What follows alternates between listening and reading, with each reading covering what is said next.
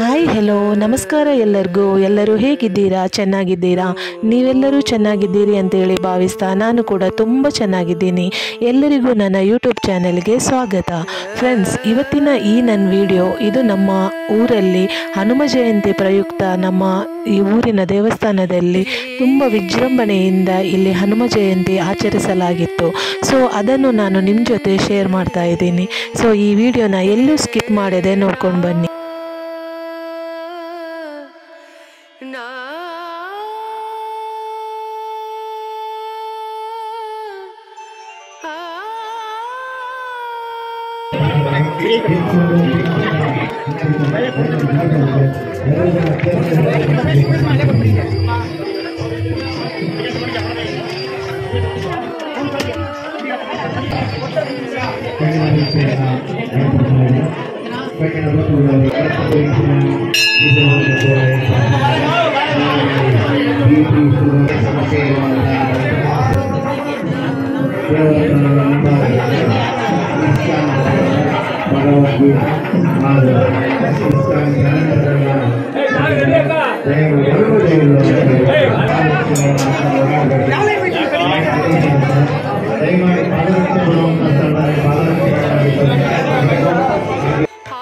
ಇಲ್ಲಿ ನೋಡ್ಬೋದು ನೀವು ದೇವರನ್ನು ಎಷ್ಟು ಚೆನ್ನಾಗಿ ಅಲಂಕಾರ ಮಾಡಿದ್ದಾರೆ ನೋಡಿ. ಹೂವು ಹಣ್ಣುಗಳಿಂದ ಎಷ್ಟು ಚೆನ್ನಾಗಿ ದೇವರು ಕಂಗೊಳಿಸ್ತಾ ಇದ್ದಾರೆ. ನಮ್ಮ ಅಭಯಾಂಜನೇಯ ಸ್ವಾಮೀಜಿ ಅಂತೂ ತುಂಬಾ ಚೆನ್ನಾಗಿ ಕಾಣ್ತಾ ಇದ್ರು. ಹಾಗೆ ಅಲ್ಲಿಂದ ನಾವು ಎಲ್ಲ ದೇವರ ದರ್ಶನ ಮಾಡಿ ಹೊರಗಡೆ ಬಂದ್ವಿ.